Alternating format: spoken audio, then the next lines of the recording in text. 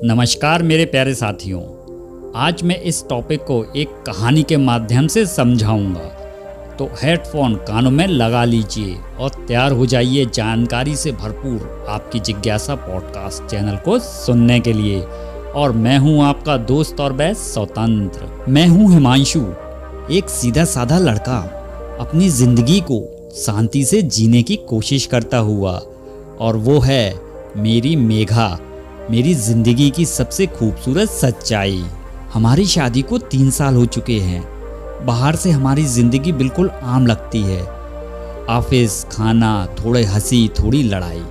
लेकिन इस आम जिंदगी के अंदर एक बहुत ही खास रिश्ता पल रहा है, धीरे धीरे बिना शोर किए हुए। मेघा कभी ज्यादा बोलती नहीं थी, लेकिन उसकी आंखों में कई सवाल रहते थे, कई जवाबों के तलाश में। एक रात जब हम अपने कमरे की हल्की रोशनी में साथ बैठे थे, उसने मुझसे बहुत धीमी आवाज में पूछा, हिमांशु, क्या मैं तुमसे कुछ पूछ सकती हूँ? थोड़ा अलग है, थोड़ा निजी भी। मैंने उसकी आंखों की ओर देखा। वहाँ थोड़ी झिझक थी, लेकिन उस झिझक के पीछे एक गहरा भरोसा भी था। मैंने मुस्कुराकर कहा, पूछो ना मेघा, मुझसे कुछ भी छुपाना नहीं चाहिए तुम्हें, पूछो, बेझिझक पूछ सकती हो तुम मुझसे। कुछ पल चुप रहकर उसने पूछा, क्या तुम कभी मेरी योनि को चाटना चाहोगे?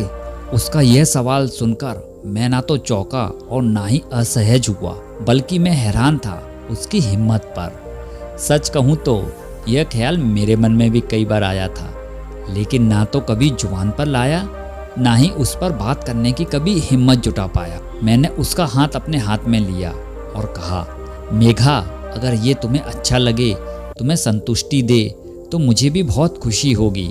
उसकी आंखों में जो संतोष मैंने उस पल देखा, वो शायद शब्दों में बयान नहीं किया जा सकता। उस रात जब हम पास आए तो शरीर से ज्यादा हमारी रूहों का मिलन हुआ। मैंने पहली बार महसूस किया कि सिर्फ देह को छूना प्यार नहीं होता, किसी को उसकी आत्मा तक महसूस कराना ही असली रिश्ता होता है। जब मैंने उसे धीरे धीरे अपनी जीभ से छूना शुरू किया, तो वो पल किसी मंदिर की घंटियों जैसा पवित्र लगा।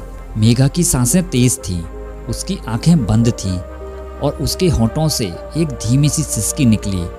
हिमांशु, ये जो तुम कर रहे हो, मैंने कभी सोचा भी नहीं था कि यह इतना गहरा अनुभव हो सकता है। उसका पूरा शरीर जैसे खुल गया था, मेरे सामने बेझिझक, बेपरवाह और पूरी तरह मेरे हवाले। वो पल केवल कामुक नहीं थे, बेहद भावुक और भरोसे से भरे हुए थे। अगले दिन जब हम सुबह उठे तो कुछ कहा नहीं, बस उसकी मुस्कुराहट और मेरी नज़रों की खामोशी ने सब कुछ कह दिया था। मैंने उसी दिन इंटरनेट पर काफ़ी रिसर्च की।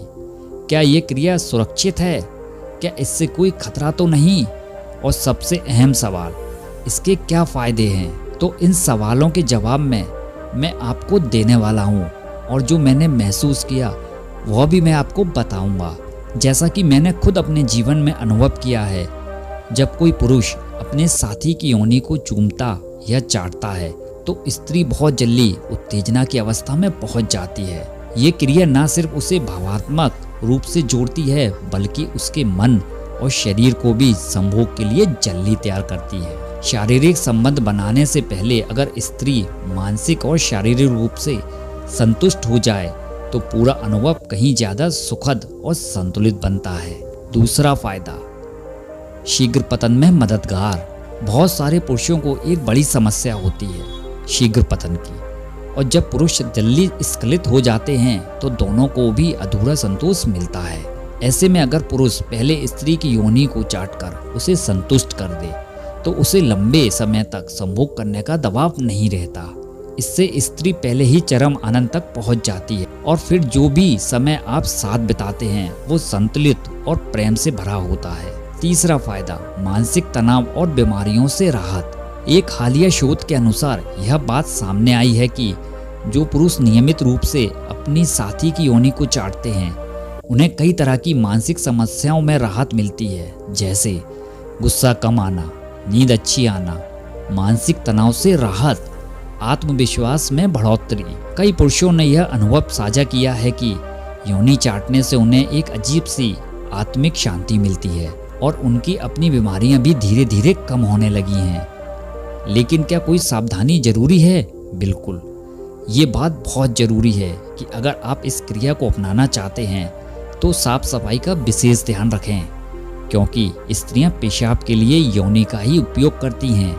वहाँ बैक्टीरिया, यूरिक एसिड के अंश या संक्रमण होने का खतरा हो सकता है। इसलिए हमेशा पहले अच्छे से सफाई करें। आप चाहें तो हल्के गुनगुने पानी से भी धो सकते हैं। अगर आपके साथी को किसी तरह का इन्फेक्शन है, जैसे यूरिनरी ट्रैक्ट इन्फेक्शन (UTI) या फंगल इन्फेक्शन, तो इस दौरान योनि चाटने से बचें।